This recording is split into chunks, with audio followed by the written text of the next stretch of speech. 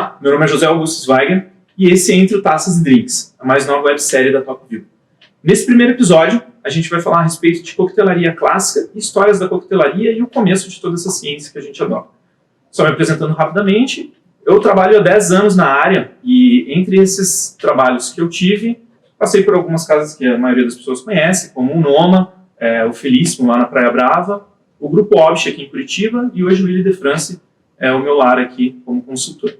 Então, para começar essa série e falar desse primeiro episódio, eu trouxe aqui o Igor Bispo, que é um dos nossos mentores da coquetelaria curitibana de várias formas, tanto de mim quanto de vários outros profissionais. Meu nome é Igor Bispo, estou nesse ramo já faz quase 27 anos, já passei por inúmeras casas, trabalho hoje como consultor, já trabalhei para algumas empresas de bebida também, então tenho um pouquinho de conhecimento para dividir aí com vocês e vai ser um prazer estar dividindo isso com vocês. Nesse primeiro episódio, a gente vai falar então a respeito da história da coquetelaria, como ela começou, é muito difícil datar, né? Mas quando as informações começaram a ser compiladas e realmente dá para traçar uma linha do tempo aí a respeito de coquetelaria clássica, que eu acho que vem lá de 1882 com o Bartender's Manual, né? Eu acho que é o que a gente tem de registro moderno a respeito da coquetelaria clássica.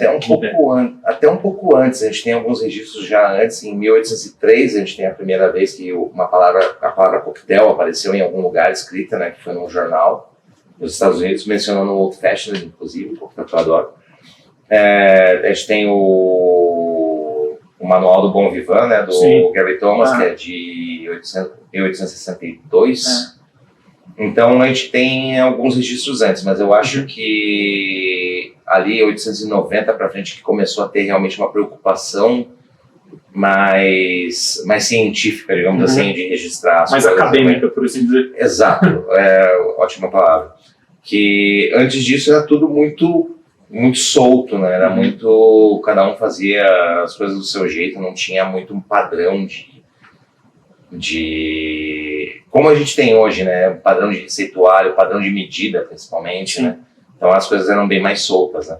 Mas se a gente for pensar em coquetel em si, existem coquetéis desde muito antes, né? A gente tem registro de combinação de rum com hortelã e açúcar lá em 1600 e pouco, que a gente hoje entenderia como um mojito, por exemplo. Exato. Então, realmente é impossível você dizer quando começou a coquetelaria. Isso não tem como. Mas a gente tem como dizer assim, onde as pessoas começaram a levar o negócio a sério. Né? E aí eu acho que ali 1890 pra frente, né, o Harry Johnson ali, aquela galera. Quando ele compilou o Bartender's Manual, realmente é o primeiro livro que você tem registro, não só de receita, assim, porque imaginem que hoje nós temos sistema métrico, universal de medidas que mantém um padrão, assim. Antigamente, uma receita na França era um cálice disso, uma receita nos Estados Unidos era meio copo de uísque de tal coisa, então não tinha um padrão, não tinha uma medida. E o Harry Johnson, realmente, no Bartender's Manual, foi quando ele começou a compilar tabelas, vamos manter um padrão para copo, a gente entende isso, para dose, a gente entende isso. E o que é fundamental nesse período, inclusive, é que ele pegou uma linha e seguiu, e a gente, de certa forma, segue ela até hoje. Sim, né? sim. Se você pega lá um capítulo que ele fala de organização de bar, exato. A bancada que o cara desenhou é mais ou menos a bancada que a gente usa até hoje, cento e poucos anos depois, continua sendo no mesmo padrão. Exato. O cara realmente foi muito genial nesse ponto. E era uma época também que os equipamentos modernos que a gente usa hoje não existiam. Então, não tinha geladeira. Não tinha como, o gelo, é por isso que todo mundo acha o gelo bloco único, tudo. Obviamente tem a questão técnica que ele dura mais, mas antigamente nos bares chegavam blocos de gelo enormes, assim, que eram mantidos em câmaras frias e ele literalmente ia lá, arrancava um pedaço e preparava um coquetel. Isso quando começou a se usar gelo em coquetelaria. Porque antes não existia. Não se usava. Se a gente for pensar ao tempo que a gente consome bebida alcoólica e há quanto tempo a gente consome elas geladas, o período relativamente curto. Tem que agradecer o pós-guerra. Foi quando 45, 50 várias coisas, né? Enfim. Mas essa questão de coquetel clássico, de o que define clássico, essas coisas, foi muito do que foi compilado ali, e muitas coisas que a gente tem como certas hoje, né? Tipo, Negroni, Dry Martini, essas coisas, tudo tá ali, né? Tudo começou mais ou menos ali, então é um período muito legal de se estudar, sabe? Tipo, para quem tem curiosidade por isso, realmente vale uma leitura mais funda. Inclusive, é um dos fundamentos mais importantes quando você está se formando, assim, profissional de coquetelaria, porque a gente não tem um viés acadêmico como você forma um chefe de cozinha, talvez um confeiteiro, faz um cordon bleu, alguma coisa assim da vida. Na coquetelaria isso não existe. Então, pautar bem os clássicos é a raiz para você executar todo o coquetel. Assim, eu acho que até você deve ter passado por isso muito mais vezes, de profissionais que chegam em bar pela primeira vez e já querem sair fazendo coquetel autoral, assim, sem conhecer nada. Eu já fui mais chato com isso, assim, de ser mais crítico, assim, tipo, querendo fazer coquetel autoral, mas não sabe fazer um saica. Eu já fui mais chato com isso, bem mais chato. Mas hoje em dia eu penso assim que precisa ter um fundamento técnico, acho que precisa ter um fundamento estrutural, digamos assim. Coquetelaria clássica é sempre álcool em cima de álcool, essas coisas, eu gosto de coisas. Tudo bem, eu acho isso super legal, você explorar a tua criatividade, explorar essa coisa do desafiar paladar e tudo mais, tal. Só que tudo isso tem uma base, né? E até uma coisa que existe entre a gente do meio, né, de apresenta um coquetel autoral, a gente sempre pensa, isso lembra tal coisa. Tal coisa, exatamente. Isso é tipo meio um martini, isso é meio um daiquiri, isso é meio, sabe? Então, os riffs. Exato, a gente sempre vai ter isso como referência, é impossível você se desvencilhar dessas estruturas 100%. Sabe, qualquer coquetel novo que você criar sempre vai ter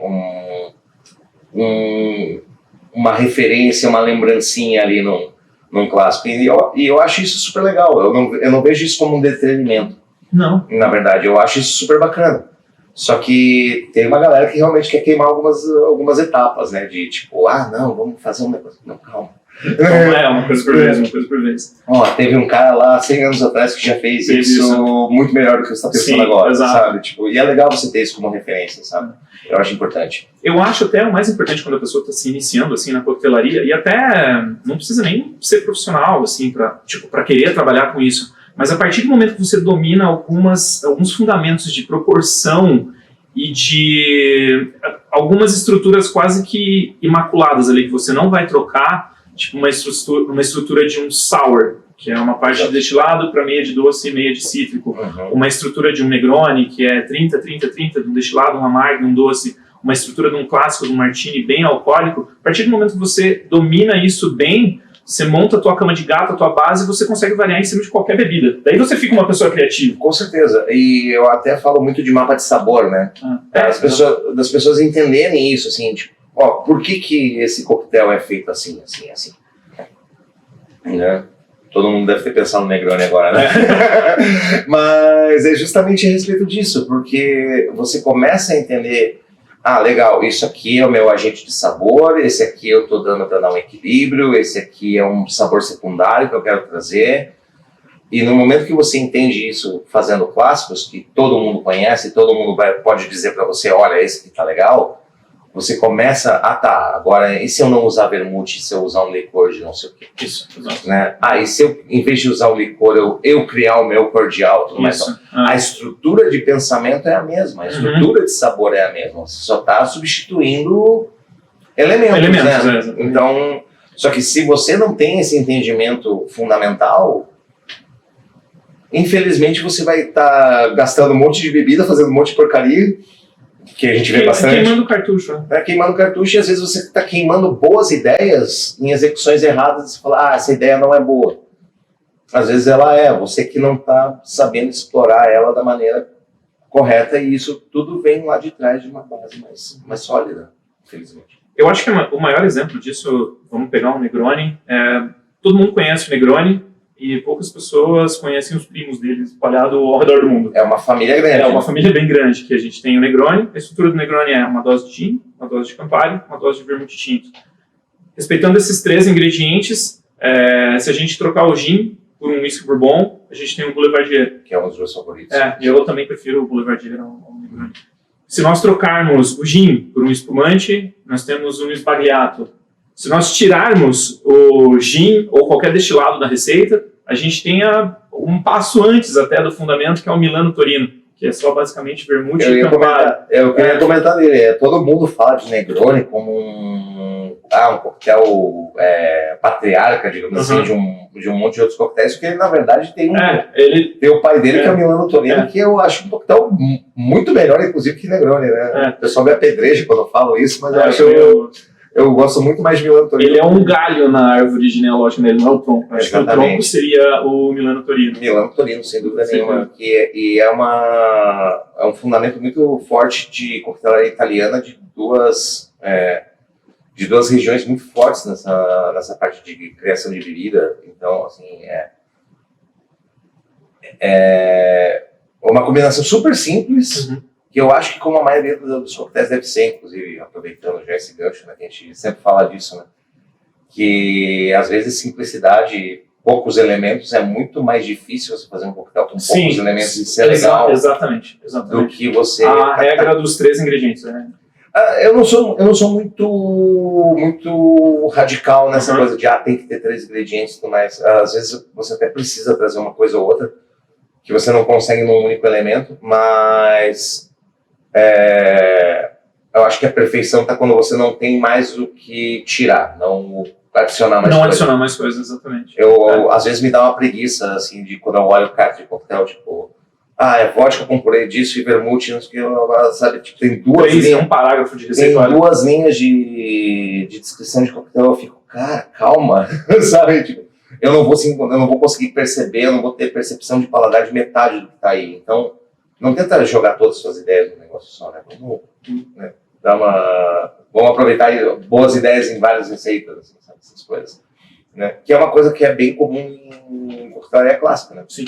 Se a gente for pegar cider, por exemplo, né? É brandy, licor de laranja, limão, é isso aí. E uma casquinha, exatamente. Exato. Fresh, alcoólico, gostoso, perfeito, é isso aí. Sabe? Direto ao ponto. Eu gosto disso. Eu gosto desse tipo de coquetel. Igor, eu vou pular ali pra dentro do bar e eu vou fazer um coquetel pra gente. Por favor, né? Bico seco aqui. Enquanto isso, a gente vai fazer uma dinâmica. Bom, antes, isso daqui é bem importante. Não subestime o valor disso daqui no bar, tanto em casa quanto fora. Água, sem dúvida. Sem dúvida. Opa! Não só para limpar seu paladar entre um coquetel e outro, né? Mas sempre se manter... Para diluir um pouquinho do álcool no corpo sanguíneo também, né? É importante. Importantíssimo. Bem, então, ping-pong. Pergunto, você responde a primeira coisa que vem na cabeça. Maravilha. Tá bom? Vamos lá. Coquetel favorito? Tem uma disputa muito forte entre 2, mas eu vou falar Sidecar. Sidecar? Vou falar Sidecar porque é um coquetel mais acessível, digamos assim. Ok. Né? Mais fácil de encontrar. Então você tem que me responder outro. Coquetel refrescante sour favorito? New York Sour? New York Sour. Nossa, isso é bem específico. Esse é bem específico. Bem específico. Só explicando, o New York Sour é uma variação do whisky sour com um toquezinho de vinho do Porto no topo. É uma delícia. Gosto muito. Coquetel clássico álcool sobre álcool favorito? Putz. Boulevardier. Bar favorito? Essa é aquela pergunta contundente, né? Eu admiro muito o trabalho do Tony Coglianiaro lá no Drink Factory. Sim. Eu acho muito legal também o Cannon em Seattle, que é um bar muito bacana. Sim. E daí tem as... É bem jovial, certo? Sim, super. Eu tenho respeito por muitos bares muito mais conhecidos, digamos assim, né? O Dead Habits, eu acho um bar incrível. O Paradiso em Barcelona. Esse pra mim é o melhor. Paradiso em Barcelona faz um trabalho incrível. Eu acho que eu citaria esses até para não ser uma lista muito extensa. Porque se deixar, você faz... Não. Eu fico falando o resto inteiro. Coquetelaria para você em uma palavra. hospitalidade. Pô, não esperava tanto. Não esperava. Maravilha. Bem, acho que o nosso primeiro episódio foi isso, tá, pessoal? Vamos ficar com o nosso Boulevard Dia por aqui. Eu espero vocês para as próximas etapas, para os próximos passos dessa jornada, dessa caminhada. Cheers! Saúde! Cheers.